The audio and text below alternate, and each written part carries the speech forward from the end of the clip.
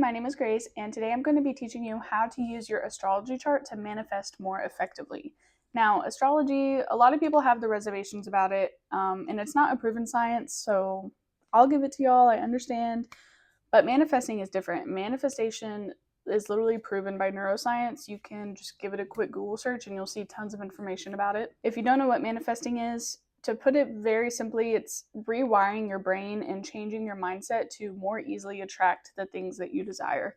I could spend an hour talking about it. There's like so much to it, but to just put it in a quick example, let's say you're on social media and you see somebody with a bright fuchsia car and you're like, I have never seen that color on a car before. It's gorgeous. I really, really want that car. So now you can't stop thinking about these cars. I mean, you're researching them. You're trying to figure out how you can get your hands on one.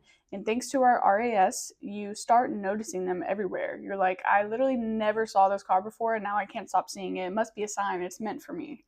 Now, a week later, you and your friend go to a coffee shop. You get some lattes. You're talking.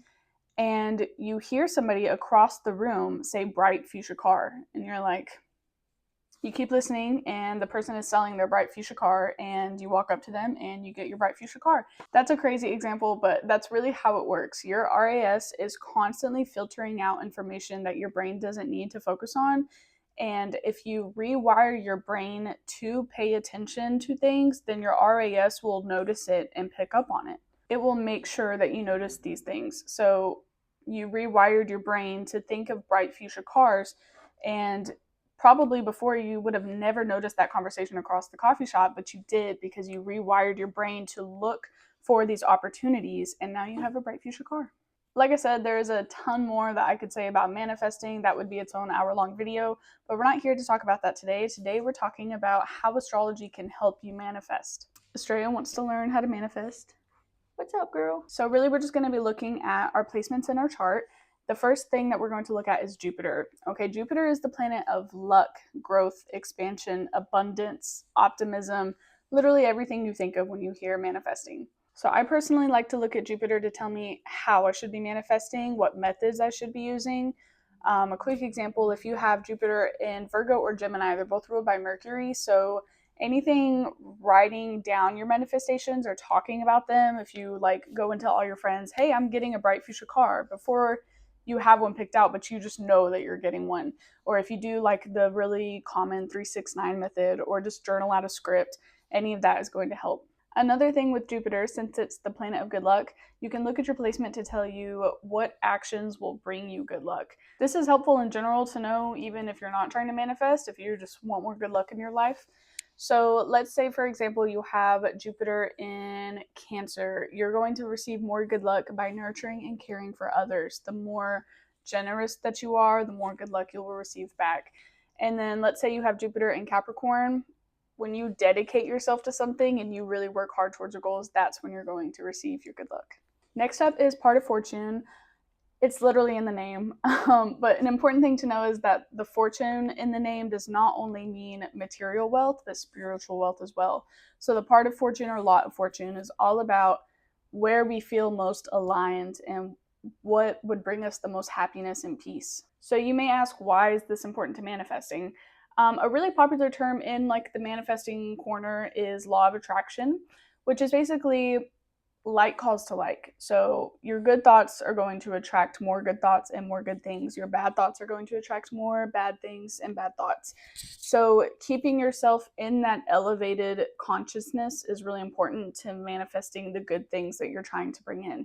So this is where part of fortune comes into play. You can look at your placement to figure out where you're going to feel at that naturally elevated state of consciousness. So let's say you have part of fortune in the 5th house. You're going to feel more aligned whenever you're doing art or like taking in art. So watching movies, reading, going to a museum, painting, writing, anything creative is going to activate that part. Next is Neptune. So we've already covered that there is science behind manifestation, but it definitely still has a base in mysticism, right? And there are a lot of people that don't come at it from a science perspective. They come at it purely from a magical perspective, and this is where Neptune comes into play. Neptune is the planet of imagination, dreams, reality. So, of course, he's going to apply here. The thing about Neptune, though, is he is an outer generational planet. So that means that it takes him like 14 years to get through a sign and go into the next one. So, what that means is that the people around you in your life that are around your age are all going to have the same Neptune sign as you. It's a 14-year sign. This is why with Neptune, we have to get specific. We have to look at what house it's in, what degree it's at, what's aspecting it. And personally, the aspects that I really like to check for Neptune are what is squaring Neptune or what is opposing Neptune, because that is going to tell you what is in the way of your dreams, your Neptune, becoming reality. So, for example, we have a generation of people with Neptune and Aquarius. These people are all going to struggle with getting their extreme ideas and innovations out into the world. They're Aquarius people, so, they're innovative, but they're having trouble getting it like out there. They're all going to have their own ways of struggling with that. So for example, a Neptune and Aquarius that's square or opposing their moon might be too emotionally insecure to get those ideas out into the world, versus somebody with Neptune and Aquarius square opposite their Mars. Their ideas might come across too harsh to others, and so others aren't as receptive to them. Next up, we have North Node. North Node is a personal favorite of mine. To put it simply, it is why we are here in this lifetime. It is why you are here on this earth, in this life, in the life that you're in, living the experience that you're living. It's the lesson that you're supposed to learn. And always opposite the North Node is the South Node. And so at the South Node, we have the lessons that we have already learned in previous lives. And so that's where we feel comfortable. So we look to the North Node to figure out where we are destined to go and help us fulfill our life's true purpose. So we look to our North Node to figure out where our life's purpose is heading, or like what we're destined to fulfill. So this is another one that kind of falls in line with the law of attraction. You're using the themes of your North Node placement to determine what it is you should be manifesting. So if you have a North Node in, let's say, Taurus, it would be really easy for you to manifest a bright fuchsia car, because that prosperity is what you're destined to go towards. But that means that you would have a South Node in Scorpio, and so that's probably not what you would want. You would not be wanting a bright fuchsia car. Let's say you have a North Node in Aries. So part of your destiny, part of the lesson that you have to learn is learning to say no to others, learning to stand up for yourself, learning to put yourself first when you need to, learning to lean on yourself. It's like a healthy form of selfishness, right?